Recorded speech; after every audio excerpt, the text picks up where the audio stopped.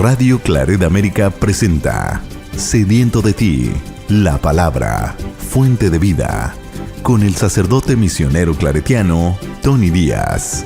Reflexiones diarias del Evangelio. Aquí iniciamos.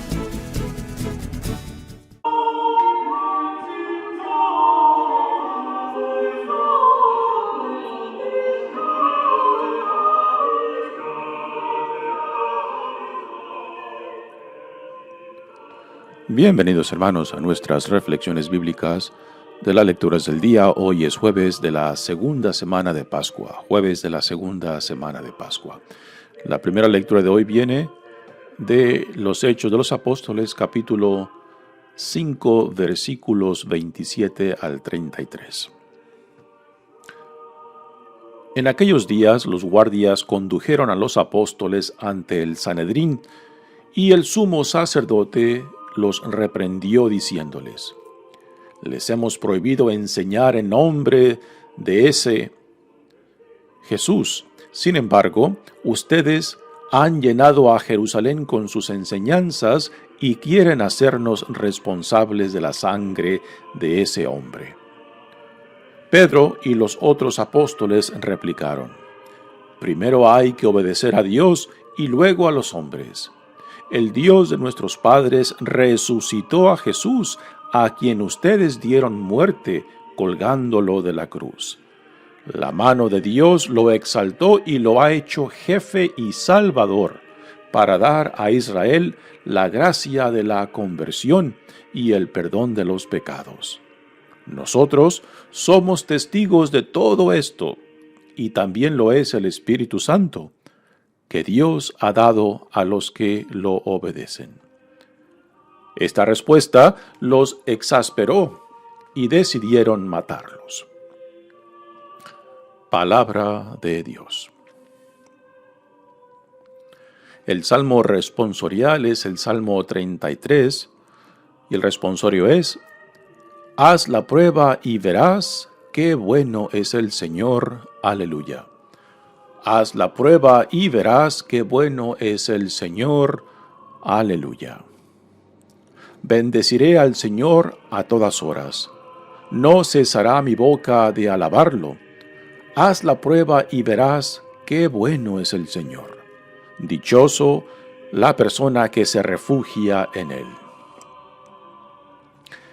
En contra del malvado está el Señor, para borrar de la tierra su recuerdo. Escucha en cambio al hombre justo, y lo libra de todas sus angustias. El Señor no está lejos de sus fieles, y levanta a las almas abatidas. Muchas tribulaciones pasa el justo, pero de todas ellas Dios lo libra. Haz la prueba y verás qué bueno es el Señor. Aleluya. El Evangelio de hoy viene de Juan, capítulo 3, versículos 31 al 36.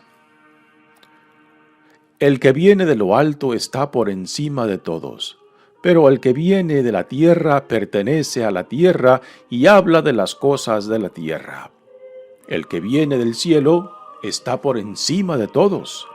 Da testimonio de lo que ha visto y oído, pero nadie acepta su testimonio. El que acepta su testimonio certifica que Dios es veraz.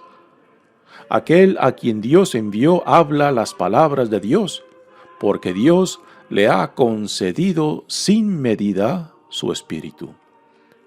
El Padre ama a su Hijo, y todo lo ha puesto en sus manos. El que cree en el Hijo tiene vida eterna, pero el que es rebelde al Hijo no verá la vida, porque la cólera divina perdura en contra de él. Palabra del Señor. Muy bien, demos comienzo a nuestra reflexión de las lecturas de hoy.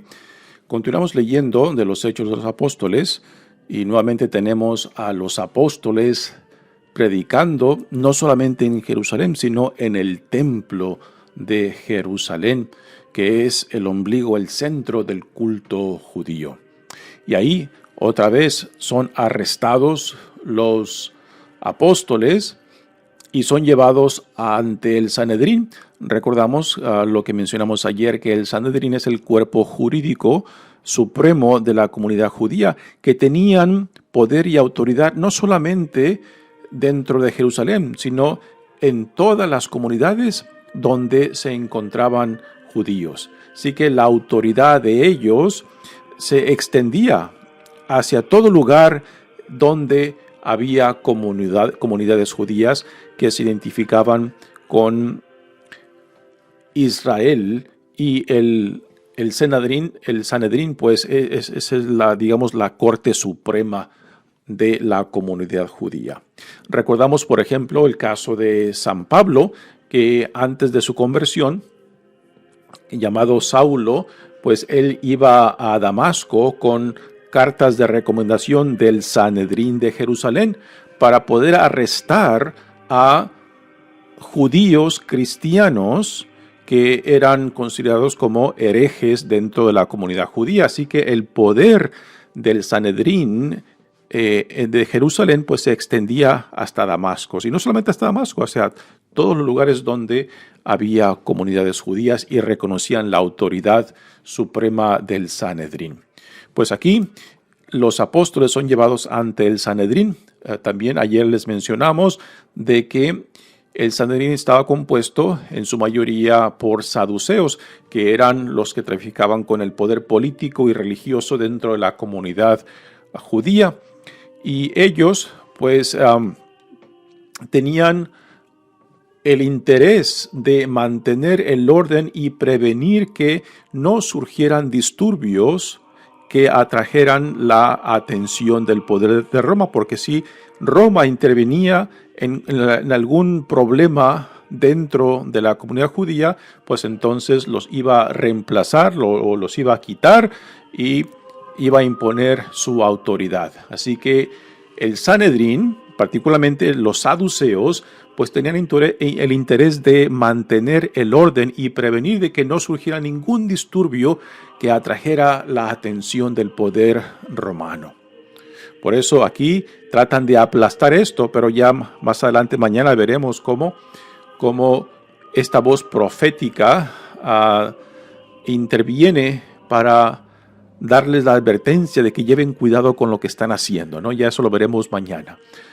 Pero aquí tenemos a los apóstoles que nuevamente están enseñando dentro del templo en Jerusalén, y de ahí son tomados, arrestados para que hagan presencia en medio del Sanedrín. El Sanedrín, también les comentamos ayer, de que era compuesto por un grupo de hombres en su mayoría, bueno, en su totalidad en realidad eran puros hombres los que componían el Sanedrín, entre 70 y 100, y nos dicen algunos comentaristas que regularmente el número ideal era de 71. No conozco los motivos de por qué el número 71.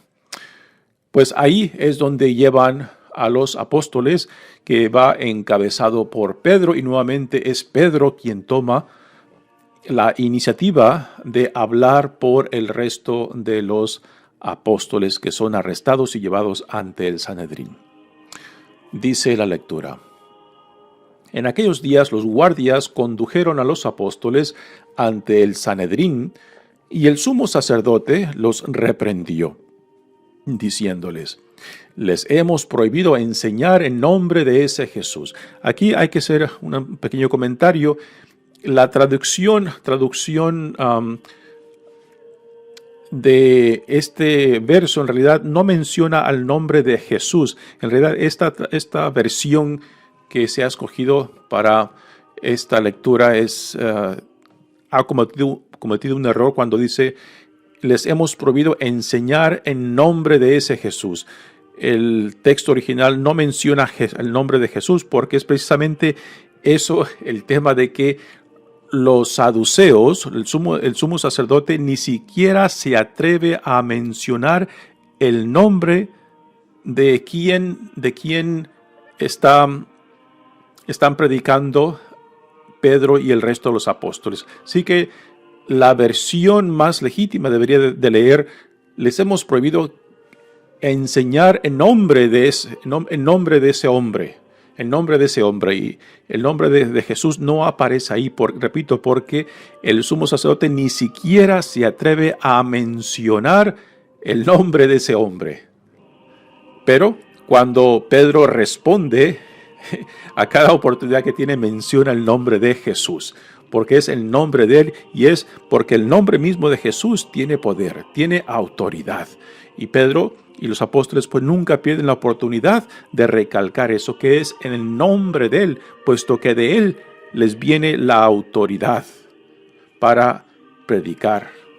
Dice: sin embargo, ustedes han llenado a Jerusalén con sus enseñanzas y quieren hacernos responsables de la sangre de ese hombre.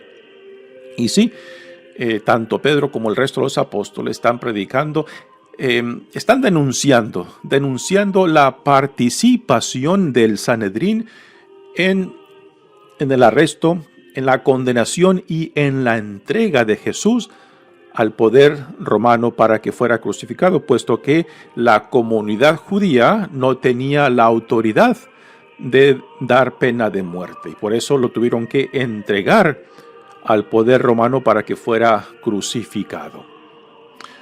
Así que aquí el sumo sacerdote está repitiendo la denuncia que Pedro y los otros apóstoles hacen en contra de ellos, de que los hacen responsables. Pero recordemos de que la denuncia de Pedro y de los otros apóstoles no es para condenar solamente Dios.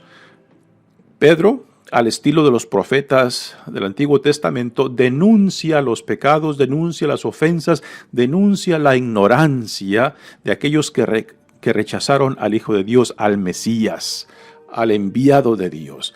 Pero la denuncia no es para condenar, sino que es para llamar al arrepentimiento. Y aquí, en lo que viene ahora, vemos claramente que esta denuncia de Pedro no es para condenar, sino para llamarlos al arrepentimiento y a la conversión. Dice, nuevamente Pedro toma la iniciativa, hablando en nombre de los otros apóstoles, y dice: Pedro y los otros apóstoles replicaron: primero hay que obedecer a Dios y luego a los hombres. Aquí nuevamente hemos de imaginar, ¿no?, el cambio impresionante que se ha llevado a cabo en Pedro.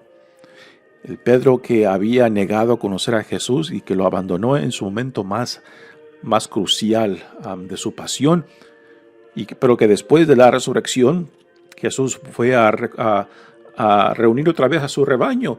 Y Pedro, a diferencia, por ejemplo, de Judas, quien traicionó también a Jesús, pues no regresa a Jesús arrepentido, lo que Pedro sí hace, ¿no?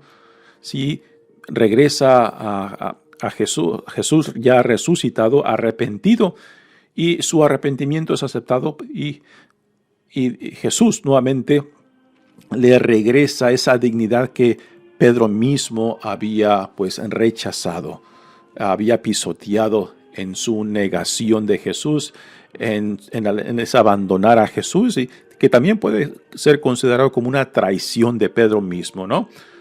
Pero repito, a diferencia de Judas, quien en vez de regresar a Jesús arrepentido, pues decide suicidarse. Así que aquí tenemos a este Pedro ya lleno del Espíritu Santo, un Pedro transformado por la experiencia de la resurrección.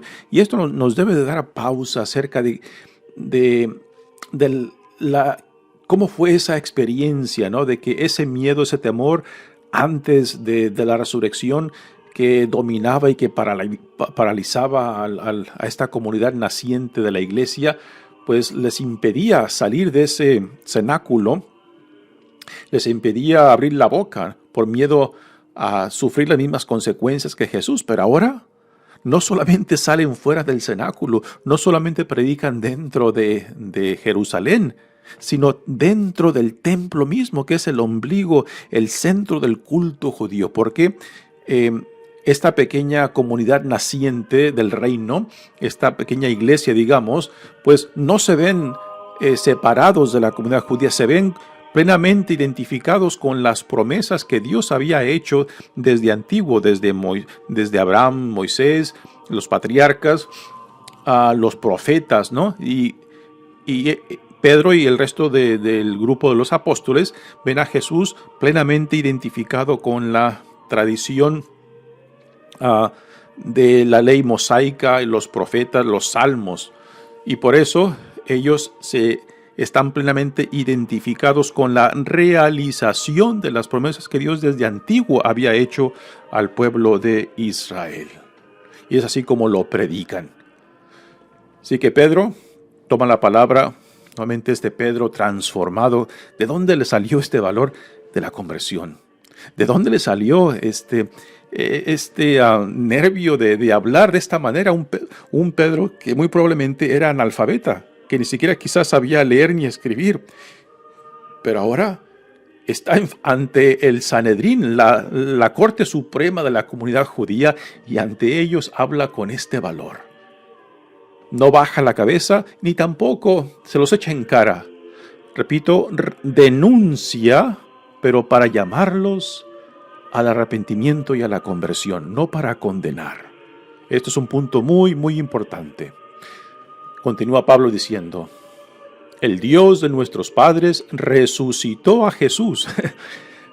Resucitó a Jesús.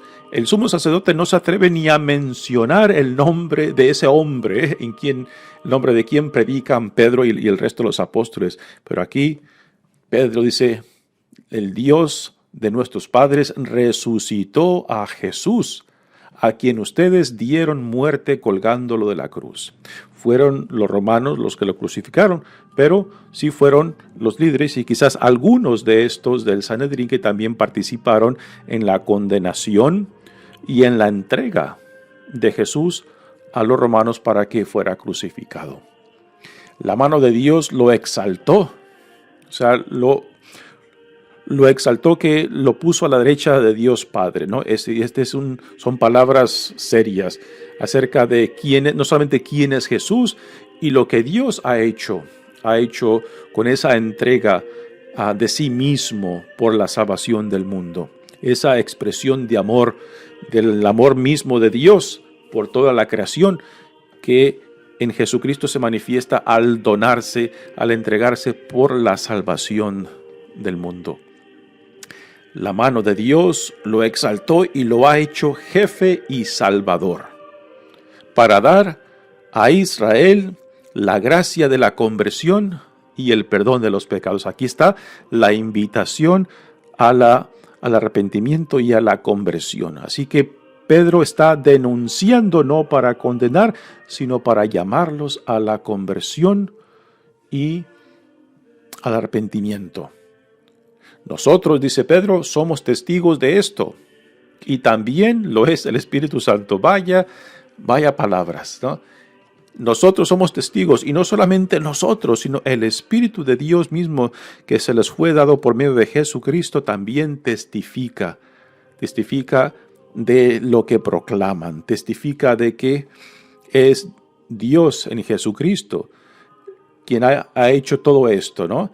Y las obras del Espíritu Santo pues va dando testimonio de que la proclamación de estos hombres, la manifestación de las sanaciones que también se están llevando a cabo, son por obras del Espíritu Santo, del Espíritu que Dios les ha conferido por medio de este mismo Jesús resucitado. Dice: nosotros somos testigos de todo esto, y también lo es el Espíritu que Dios ha dado a los que lo obedecen. Así que no solamente el Espíritu se les da a cualquiera, sino a aquellos que se están plenamente identificados con la voluntad de Dios y con la visión del reino en Jesucristo. Y ahora viene la respuesta o la reacción del Sanedrín. Esta respuesta los exasperó y decidieron matarlos. Quizás uno puede preguntarse por qué se exasperaron, por qué reaccionaron de esta manera a Pedro. Quizás porque se dieron cuenta de que este es un sencillo pescador que tiene el valor de hablarle de esta manera, como diciendo, bueno, ¿y tú quién eres para hablar de esta manera? ¿Quién eres tú para pretender enseñarnos? ¿No? Quizás esto era parte de su reacción fuerte de que al punto de que habían decidido matarlos, o sea, deshacerse de ellos, ¿no? Pero también hemos de entender qué hay detrás de esta reacción fuerte y de esta intención de matarlos, ¿no? Porque no quieren atraer la atención del poder romano. Porque si Roma percibe estos disturbios dentro de la comunidad, pues puede intervenir y quitarles el poder y la autoridad de ellos. Y ellos tienen mucho en juego. Pero nuevamente aquí entra una pregunta muy seria, ¿no? La cual nos cuestiona, dice, ¿estoy dispuesto a seguir la voluntad de Dios a pesar de mis intereses personales, políticos o sociales o económicos? ¿O simplemente escojo lo que me interesa y dejo a un lado a lo que Dios me llama, ¿no? Los que sí escucharon el llamado de Dios, como Pedro, que lo dejaron todo para seguir a Jesús, y ahora que están poniendo todo en juego, aún sus vidas mismas, ¿no? Que se juegan sus vidas al identificarse y al seguir las inspiraciones del Espíritu, que ahora que los pone en esta situación de peligro. Porque de hoy en adelante se intensificará estas persecuciones. Y sabemos históricamente que la mayoría de esta primera generación, primera y segunda y tercera generación de cristianos, muchos de ellos murieron como mártires.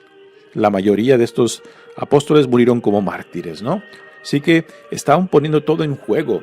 Y la gran diferencia de que el Sanedrín y los del partido de los saduceos y también los fariseos, ¿no? Pues por interés quizás de poder, de política, de economía, de posición social y religiosa, pues quizás no estaban dispuestos a seguir este llamado y mejor prefirieron callar su conciencia y mejor prefirieron seguir sus intereses que el llamado de Dios en Jesucristo. Y esto no nos debe de sorprender porque es algo que aún hoy en día nosotros tenemos que dar respuesta, ¿no? Si verdaderamente confío en aquel que me llama, sabiendo de que este llamado tiene consecuencias, o sigo mis propios intereses, jugando este papel a medias, teniendo un pie en lo religioso y un pie en mis intereses, en aquellos que son prioridades para mí, pero que no encajan dentro del llamado de Dios, ¿no? Y tristemente muchos de nosotros estamos en este lugar, que a medias respondemos al llamado de Dios, pero el corazón lo tenemos dividido en mis intereses, en lo que yo busco, que a veces está en oposición o simplemente en una orientación diferente por donde Dios me llama, y que a últimas no terminamos confiando en aquel que nos llama. Muy bien, pasemos ahora al Evangelio de hoy, que es la continuación del diálogo entre Nicodemos y Jesús. Recordamos de que Nicodemos viene por la noche para entrevistarse con Jesús, y en este capítulo 3, en gran parte nos da el contenido de esta entrevista entre Nicodemos y Jesús. Y este evangelio de hoy pues es parte de este diálogo entre ellos. En realidad, quien habla según el evangelio de Juan más es Juan. Nicodemos presenta algunas preguntas que quizás nos da una idea en dónde se encuentra Nicodemos, en cuestión de religiosidad, o cómo entiende e interpreta no solamente la Sagrada Escritura, sino también cómo interpreta a Jesús. Por lo menos parece de que tiene cierta apertura Nicodemos de conocer más a fondo a Jesús. El hecho de que tomó el riesgo, aunque fuera de noche, para no ser visto, para entrevistarse con Jesús, yo creo que significa algo. Y siendo Nicodemos parte del grupo de los fariseos, pues esto significa algo importante, ¿no? de que no todos los fariseos estaban en contra de Jesús. Dice el Evangelio de hoy: el que viene de lo alto está por encima de todos, pero el que viene de la tierra pertenece a la tierra y habla de las cosas de la tierra. Aquí nuevamente el evangelista Juan está jugando con opuestos, el que viene de lo alto, de arriba, y los que vienen de abajo de la tierra.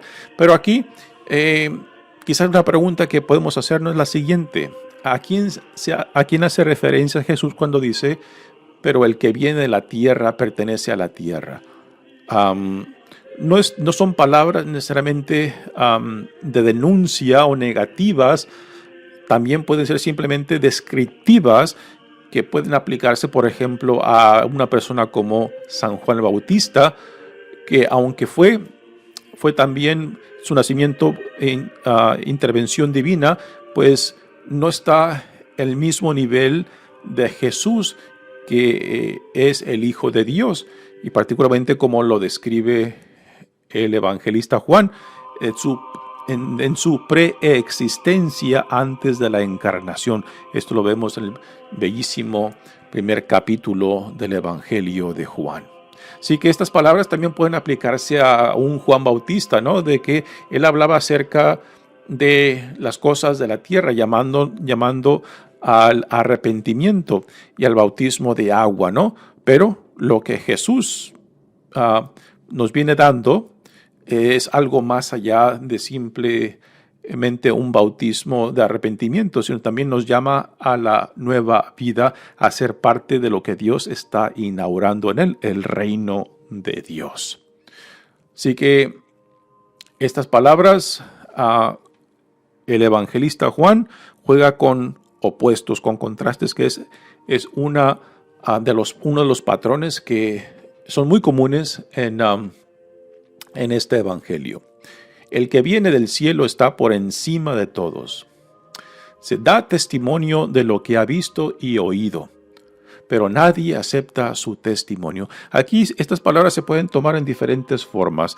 Se pueden tomar en el sentido de la preexistencia de Jesús, del Hijo de Dios, de la palabra, por medio de quien todo fue creado, o también se pueden tomar como representantes de la relación de intimidad y confianza de Jesús con Dios Padre, ¿no? Así que tienen una multitud de sentidos, por lo menos dos o más, ¿no? Jesús da testimonio de su relación de intimidad con Dios Padre. Jesús da testimonio de su preexistencia, tal y como la narra en el primer capítulo el evangelista Juan, ¿no? Pero nadie acepta su testimonio. Ahora, estas palabras son un poco exageradas cuando dice Jesús de que nadie acepta su testimonio, puesto que sí, algunos sí aceptaron su testimonio, no todos lo rechazaron. El que acepta su testimonio certifica que Dios es veraz. El que acepta el testimonio de Jesús certifica que Dios es un Dios de confianza. Es un Dios que su palabra es verdadera. Aquel a quien Dios envió habla las palabras de Dios. O sea, el Hijo solamente comunica lo que el Padre le ha revelado, le ha enseñado.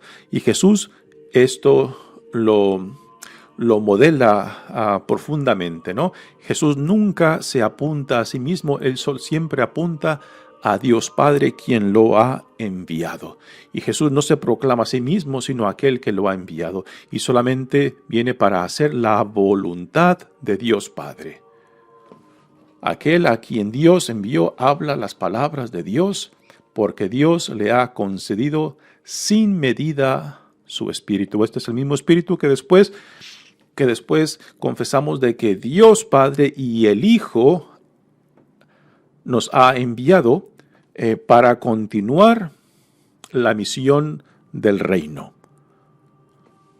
Es el Espíritu Santo lo que hace posible el crecimiento de la iglesia. Es el Espíritu Santo también lo que hace posible el sacudir a la iglesia y recordarle el por qué y para qué existe. La iglesia no existe para sí misma. La iglesia existe como sacramento, como instrumento del reino. Y cuando perdemos de vista la razón del por qué somos iglesia, pues entonces fácilmente nos convertimos en obstáculos en vez de ser puentes para atraer a otros a Dios. Continúa diciendo, el Padre ama a su Hijo y todo lo ha puesto en sus manos. El que cree en el Hijo tiene vida eterna. Y aquí vida eterna no se refiere simplemente a lo que viene después de la muerte. Vida eterna es algo que ya se vive en el presente. Las primicias del reino ya hecho presente en Jesucristo se pueden vivir en esta vida. Ya cuando Dios nos llame a su presencia, ya Dios dirá cómo y cuándo se lleven a su plenitud, ¿no? Pero esta vida eterna ya se vive cuando nos identificamos con Jesús, cuando hacemos nuestra su visión del reino, cuando la revelación de Dios en Él la hacemos nuestra, con la imagen de San Pablo que nos dice que nos vestimos de Jesucristo, nos ponemos Jesucristo, ¿no? Y Dios quiera que, al igual que San Pablo, lleguemos un día a decir, ya no soy yo quien vive, sino Cristo quien vive en mí. Pero, dice el Evangelio, pero el que es rebelde al Hijo no verá la vida. Y no porque Dios castigue, el mismo rechazo, el mismo no optar por Dios en Cristo, pues ahí mismo ya viene también el castigo, digamos la condena, ¿no? Es en la decisión, es en la opción de rechazar, de no aceptar la ofrenda de Dios, que ahí mismo está el castigo, de que no participamos de esta nueva vida en Cristo. Muy bien, bellísimo evangelio que viene hacia el fin de este encuentro entre Nicodemos y Jesús. Mi nombre es Padre Tony Díaz, misionero claretiano. Que Dios los bendiga. Radio Claret América presentó Sediento de ti, la palabra. Fuente de vida. Sus comentarios son importantes. Contáctenos en radioclaretamerica@gmail.com.